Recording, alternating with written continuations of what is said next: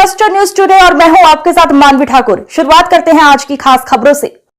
आज ये स्थिति बनी है, ये जन भावना के आधार पर सरकार ने, अगर जन भावना के आधार पर सरकार होती तो गिनती के बाद, गिनती से पहले जब वोटिंग हो गई थी और एग्जिट पोल दिखा रहे थे, नायल सैनी जी से जब पूछा गया कि भाई आप बताओ क्या होगा और आप कैसे विश्वास में हो कि बीजेपी की सरकार बनेगी, तो वो कह सकते थे कि मैं चुनाव प्रचार में हरियाणा कोने कोने में गया, लोगों ने बहुत स्वागत किया, समर्थन दिया, आशीर्वाद दिया, लेकिन उन्होंने ऐसा कुछ नहीं कहा क्योंकि ऐसा कुछ हुआ नहीं था।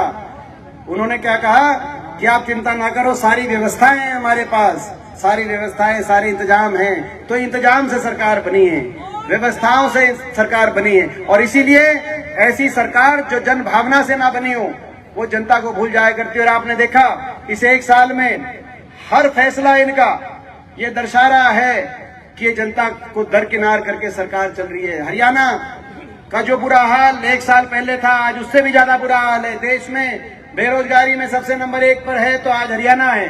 देश में पलायन करने पर अगर किसी प्रदेश के नौजवान को विदेशों में जाकर अपने भविष्य को बचाने के लिए मजबूर होना पड़ रहा है, कहीं सीधे रास्ते कहीं डोंकी के रास्ते, तो हरियाणा प्रदेश के नौजवान को मजबूर होना पड़ रहा है। अगर सबसे ज्यादा नशा कहीं बढ़ रहा है तो हरियाणा के अंदर नशा बढ़ रहा है। अगर किसान की फसल मंडी में आकर बात की गई थी 3100 की, आपको याद होगा नायल सैनी जी का बयान था, 3100 का बयान दिया था कि नहीं दिया था कि 3100 मिलेगी पिछली बार, कि उन्होंने तो कहा था 8 तारीख के बाद 3100 देंगे।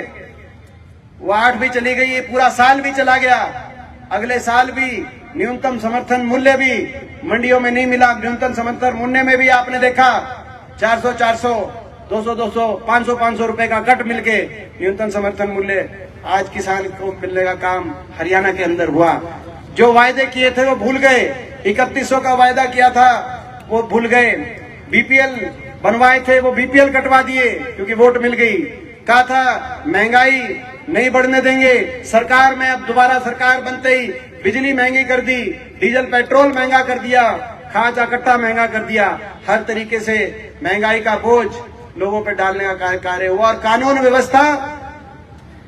व्यवस्था की तो ऐसी स्थिति बनी हरियाणा के अंदर, आज पुलिस के बड़े बड़े अधिकारियों को आज आत्महत्या करनी पड़ रही है, और जो सरकार है उसको कोई चिंता नहीं। हरियाणा में आज कैसी कानून व्यवस्था है मुझसे ज्यादा आप जानते हो। कॉल आ रहे हैं, विदेशों से कॉल आ रहे हैं, गैंगस्टर्स के कॉल आ रहे हैं, देश में बैठे जेलों से विदेशों से कॉल आ रहे हैं, फिरौतियां मांगी जा रही हैं। फिरौती राज आज हरियाणा के अंदर, और उस फिरौती राज में पूरी तरीके से सरकार इनकी सहभागिता है, क्योंकि जब ये कॉल आते हैं तो बड़े बड़े व्यापारी जब पहुंचते हैं पुलिस अधिकारियों के पास तो बड़े बड़े पुलिस अधिकारी उनका समझौता कराते हैं, कहते हैं हम सेटलमेंट करा देंगे। ये सेटलमेंट चल रही है, इतना बड़ा खेल।